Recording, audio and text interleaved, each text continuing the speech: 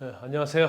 김광삼의 찐콕TV의 김광삼 변호사입니다. 오늘은 일반적으로 수사를 할 때 대질 조사가 많이 이루어지고요. 또 경우에 따라서 거짓말 탐지 검사를 좀 받아야 하는 경우가 있거든요. 대질 조사를 받게 되면 어떻게 해야 하는지, 반드시 대질 조사를 받을 필요가 있는지, 그 다음에 거짓말 탐지를 받는 게 좋은지, 또 거짓말 탐지의 증거 능력이 어떻게 되는지, 이런 전반적인 경우에 대해서 말씀을 좀 드리고자 합니다. 대질 조사는 어떤 경우에 진행하나요? 일반적으로 사건이 굉장히 많죠. 폭력 사건 이런 거 서로 상대방이 있잖아요. 사기 사건도 피해자 가해자가 있고 성범죄 사건도 마찬가지예요. 그래서 상대방이 있는 사건에 있어서 서로 특히 범행을 부인하는 경우에 고소인, 피고소인, 또 가해자, 피해자 서로 말이 틀린 경우에는 수사기관에서 수사하다 보면 판단이 안 쓸 때 있거든요. 그런 경우에는 대질 조사를 하는 경우가 많죠. 근데 물론 대질 조사는 양자 둘이 불러서 하는 경우도 있지만 또 제3자를 불러서 3명, 4명이 같이 하는 경우도 있어요. 이 대질 조사 하는 게 좋나요? 그 대질 조사하는 게 좋다 나쁘다 이렇게 얘기할 수는 없어요. 왜냐면 대질 조사를 하게 되면 서로의 어떤 주장이 평행선을 달릴 수 있잖아요. 근데 한 가지 분명한 것은 정말 나는 상대방이 거짓말할 때 그 상황을 제일 잘하는 사람은 바로 나단 말이에요. 그렇기 때문에 상대방이 거짓말하게 되면 아니 그때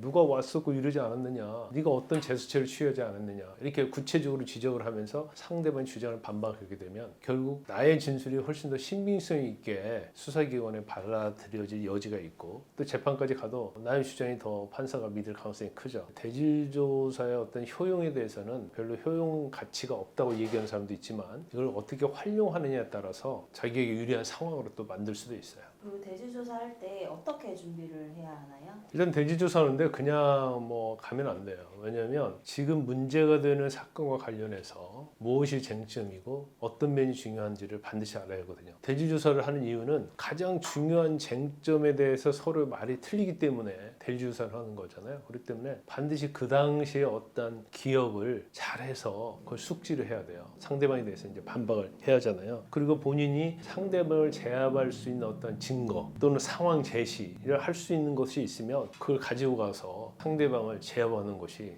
훨씬 더 효과적이라고 볼 수 있죠. 대지조사에 응했는데 또 수사기관에서 대지조사를 해보니까 누구리 말이 맞는지 잘 모르겠다. 이런 경우는 또 거짓말 탐지를 한번 해보자고 수사기관에서 제의하는 경우가 있어요. 거짓말 탐지 그럼 반드시 응해야 되는지 아니면 거부가 가능한가요? 거짓말 탐지는 당연히 거부할 수 있어요. 왜냐하면 거짓말 탐지는 당사자의 동의를 전제로 하는 거고 영상 녹화를 하게 되는데 이게 참 어려운 측면이 좀 있어요. 왜 어렵냐면 거짓말 탐지 검사를 받았는데 정말 나는 거짓말 안 했는데도 질문 사항이 어떠냐에 따라서 거짓말이로 나올 수가 있거든요. 예를 들어서요. 나의 방에 A라는 가해자가 들어왔어요. 처음에는 성범죄를 저지르지 않고 그냥 나갔다고 해봐요. 그런데 나중에 시간이 지난 다음에 다시 와서 성범죄를 했어요. 그 A라는 가해자가 방에 들어와서 성범죄를 했나요? 이렇게 물어볼 거 아니에요. 근데 처음에는 안 했잖아요. 근데 거기에서 처음에 생각을 못하고 생각이 겹치다 보면 다른 얘기를 또 할 수가 있어요. 질문 상황에 따라서 실질적으로 질문하는 사람은 이 사람이 그 당시에 있었던 상황에 대해서 자세히 모르거든요. 그래서 거짓말 탐지가 아무리 99.9% 맞는다 하더라도 질문과 상황에 따라서 다른 결과가 나올 수 있기 때문에 굉장히 받는 것이 부담스러운 측면이 있죠. 그래서 사실 저는 개인적으로 볼 때는 받지 않는 게 좋다고 봐요. 그런데 의뢰인들은 자기의 어떤 결백을 증명하기 위해서 나는 꼭 받아야겠다 하는 분들이 있거든요. 근데 그럼에도 불구하고 만약에 거짓말이라는 결과가 나오게 되면 본인은 굉장히 불리할 수 있어요. 그러면 정말 거짓말 탐지를 받으려고 하면 나의 주장과 상반되는 상대방하고 같이 거짓말 탐지를 받자고 하자. 그래야지 내가 설사 잘못 나왔다 하더라도 상대방이 또 다른 반응이 나오면 내가 거짓 반응 나오고 저쪽이 진실 반응 나왔어요. 그러면 굉장히 좋죠. 둘 다 거짓 반응 나왔어요. 둘 다 진실 반응 나왔어요. 근데 그런 경우는 거짓말 탐지기 자체가 잘못된 거죠. 근데 또 거짓말 탐지기는 거짓으로 나왔다고 해서 내가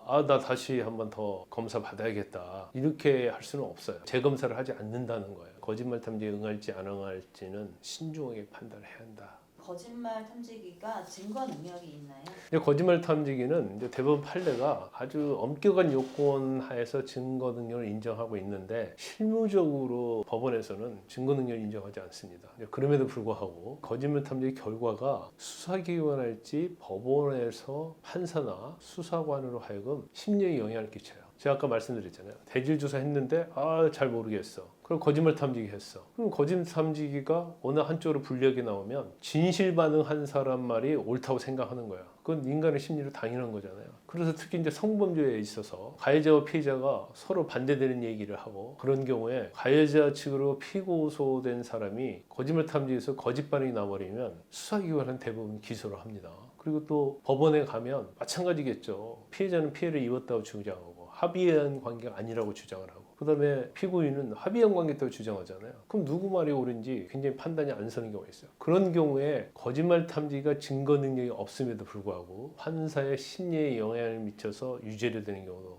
상당히 많아요. 거짓말 탐지의 어떤 결과는 일단 거짓 반응이 나오면 나에게는 굉장히 불리하다고 생각할 수 있어요. 그렇지만 저희도 이제 최근에 성범죄 사건과 관련해서 몇 건이 있었는데 다 우리 측 의뢰인이 거짓 반응이 나왔거든요. 그럼에도 불구하고 여러 가지 구체적인 상황, 증거 이런 것들을 잘 현출해서 무죄를 받은 사례가 있기 때문에 거짓말 탐지 결과가 불리하게 나왔다고 해서 무죄를 받을 수 없다 이렇게 이야기할 수는 없습니다.